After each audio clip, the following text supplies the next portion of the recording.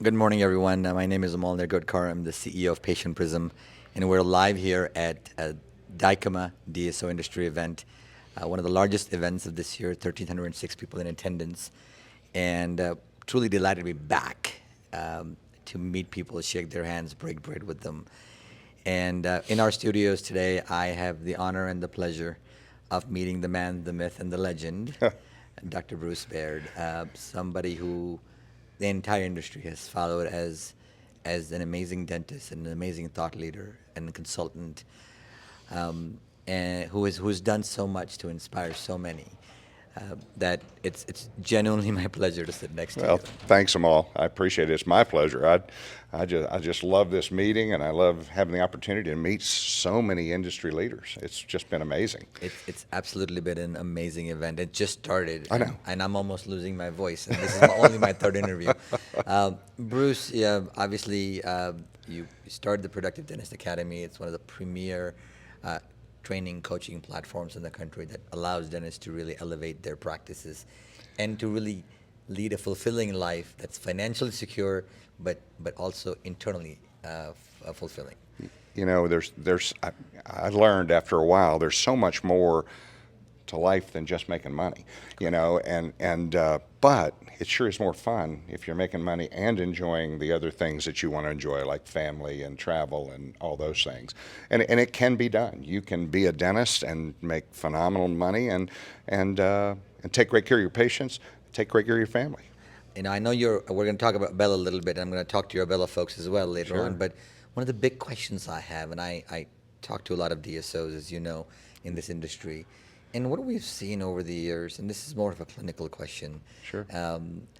Average production per hour for a doctor today is $300, sub $300 an hour. It's really poor in terms of what it should be. And you are one of the legends. You are the complete other spectrum of that.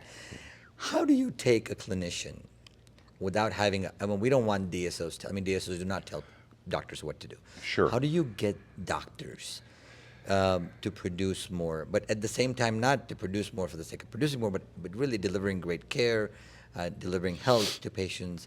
But how do you move that needle from 300 an hour to, let's say, $1,000 an hour or $2,000 an hour? Sure, sure. You know, it's most dentists think that being productive means being fast, Okay. being very quick at doing a crown prep, when in fact it really has very little to do with speed. It has to do with good communication skills. So we work with them on their case presentation skills. How do I talk to a patient? Do I ask which tooth's hurting them right off the bat, or do I ask them where they're from? Right. You know, and how long have you lived here? And those questions. And so we teach them to build that relationship. And then, you know, we teach them how to schedule it. You know, I've had numerous dentists that have come through PDA. In fact, one guy who is very well known in the industry and lectures and teaches, but he was doing about 400 an hour. And he said, there's no way I can do this because I'm booked for 6 months straight. And I've never seen a dentist that was actually fully booked. We looked at his schedule, and by golly, he was fully booked. And I was like, well, let me show you. Yeah. And we got some blank schedules. Yeah. And I said, and he's doing 400 an hour. I said, let's put this patient here. Let's put this patient here. Let's put this patient here. Now you're doing 1,000 an hour. Then we go here, Wow. and now you're doing 1,000 an hour. And what you find is when you start scheduling to production and you have good verbal skills, what happens is you get control of what your production is per hour, and it changes everything. But how do you get the team to buy into that? Yeah, the team loves it. Okay. The team absolutely loves it because now they feel like they are part of the deal, as opposed to You telling them. Yeah, the doctor going, hey, come on, find me some more crowns, find me more. There's nothing about that. It's you know, it's the good communication skills, great case presentations. Service mix is a part of it, you know, but most guys just market for new patients, not to what they love doing. So we also teach marketing to what you love. And so now you're bringing in stuff you love to do, but you're scheduling it properly. And when you schedule properly, you find that you're all of a sudden doing 8,000 a day, not Wow. not 3,200, you know, and doctors will do this in a matter of 3 months, 4 months, but it is team driven. And so Right. we really have to work with doctors on leadership skills too. That's part of It really does, right? Everybody I talk to that's done really well in this business, it really starts at the top, the leadership, the tone sets at the top. But you, at the end of the day, the top cannot dictate what everybody does. You've got to get the buy-in from everybody, and with the intentionality that this is good for patients' health. 100%. You're not rushing around like a chicken with your head cut off. I actually walk in. For my first 10 years in practice, my first statement to almost every patient was, "I'm sorry, I'm running behind." And I just didn't like it. Right. That dentistry's not fun when you're running behind. People are complaining and you have all that. But when you're scheduling to productivity, you find that you have more time to do the things that you need to do, and really more time to spend with patients, which is really where you want to be anyway, you know? So let's hop on from that concept Yeah. to affordability, right? Mm-hmm. Dentistry, we have tons of unscheduled treatment on the books for a variety of reasons. Yes. One of the reasons is your case acceptance and earning the trust of the patient, and we have to all do that. Sure. But the second big aspect of it's, can we get them to afford it? And you Mm-hmm. started a very innovative company called Compassionate Finance, and tell us why it is that business has been so successful versus the traditional where there's a credit pull and there's all that stuff. Why has Compassionate Finance been so successful in the space? Well, first of all, around 2008, when I started seeing patients, obviously the economy had a dip, big dip, and people that even had money weren't spending it, and I would see a lot of patients that we would do the regular credit checks and they wouldn't get approved. People were just not getting approved. And I was like, a buddy of mine, Jeff Busky, my partner, he won Dentistry's Got Talent this past year. Nice. And Jeff asked a question. We're driving, this is in '08. He says, if we got 2,000 down, you think we could finance ortho? And I was like, well, and the ortho space. And I said, well, I'm thinking about the people who don't have 2,000, but I'm thinking, how much do we have in it? Meaning, how much are our hard costs? And he said, our hard costs are about $425 per case. And I went, what do we charge? He goes, 6,000. I went, Oh my goodness. I went, okay. Then I started thinking about CERAC. Okay. I've got a $30 block and I'm charging $1,300 for a crown. And I'm letting people leave, and it made no sense. I said, we have such highly leveraged procedures, why not do our own financing? Absolutely. And there were three reasons why we didn't. Number one, we've been told by the podium not to be the bank. I said, okay. Number two, we just don't know how. We didn't know the rules. And number three, which is the one every dentist asks, well, what if they don't pay me?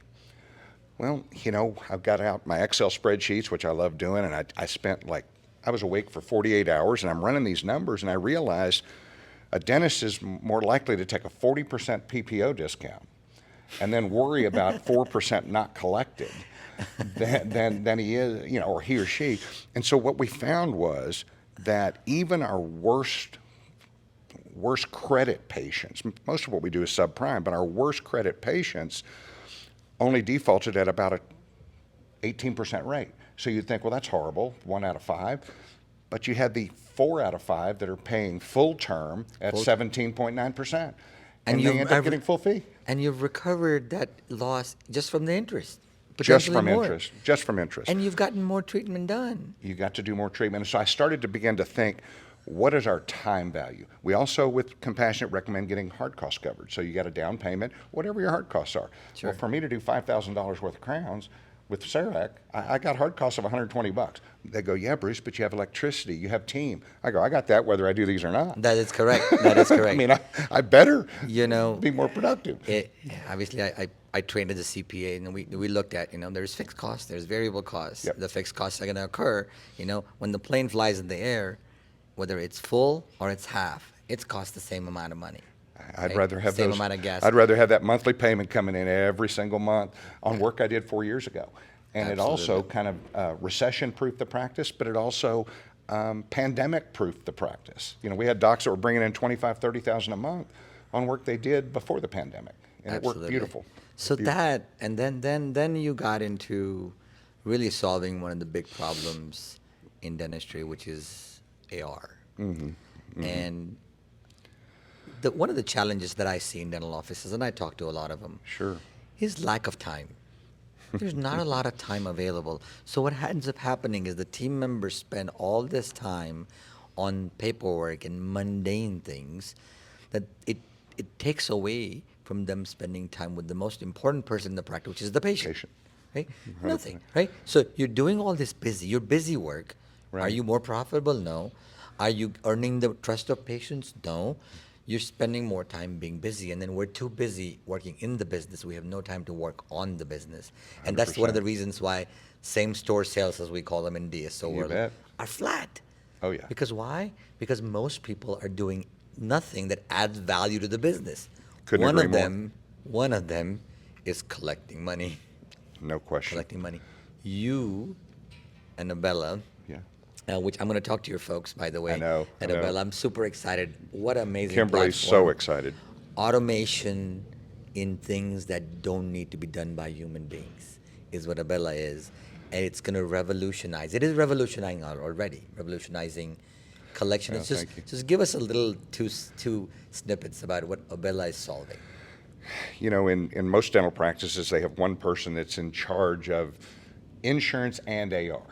Yes. You know, and they spend 83% of their time on hold with insurance companies terrible. and 17% of their time actually doing collections. And they always do the same thing. They run the report and they always work on the highest balances first, and they never really get to the bottom balances. You think they are. I thought in my office, we have great, accounts receivable management and revenue cycle management. I found out, no, we don't, because we started sending, we automated that process. We collected $77,000 of over 90 in 28 days in a practice that is a large practice. I mean, And this is without a human involved. without a human involved. That is amazing. And there was like free 77 because, I mean, there was money coming in from 4 years ago, 5 years ago, because they were able to, first of all, if they wanted to pay it in full, they could, but they also had the option of, I want to make some monthly payments. And it's all there for them. They get to choose And they can do it right over the phone. right on the phone. Right on the phone. And that's what we want to do these days, right? We want to do everything on our phones. Artificial intelligence, you're the king. I mean, you are. It really is. And as we think about the nature of the labor force today and in the next few years, we're going to find for sure, although the labor market might come back after the unemployment benefits expire, hopefully sooner than later. Hopefully sooner than later. We're going to see wage pressures over the next 5 years. Unbelievable. And the independent dentists, even the larger groups, are going to have trouble attracting people. If they attract people, they're not going to come at the 2019 prices, right? Not a chance. And that's gonna definitely shrink your profit margin, and eventually your take-home pay as a dentist or your EBITDA as a DSO. As the DSO, in the DSO world, let me say one thing about that. I mean, I have people all the time talking to me about team overhead, because it is going to go up. However, team overhead as a number is going to go up. But you have to learn to be more productive.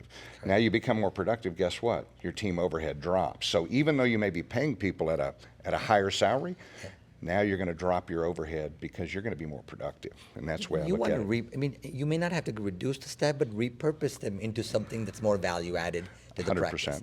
And that's what 100%. Abella is doing. I'm super excited.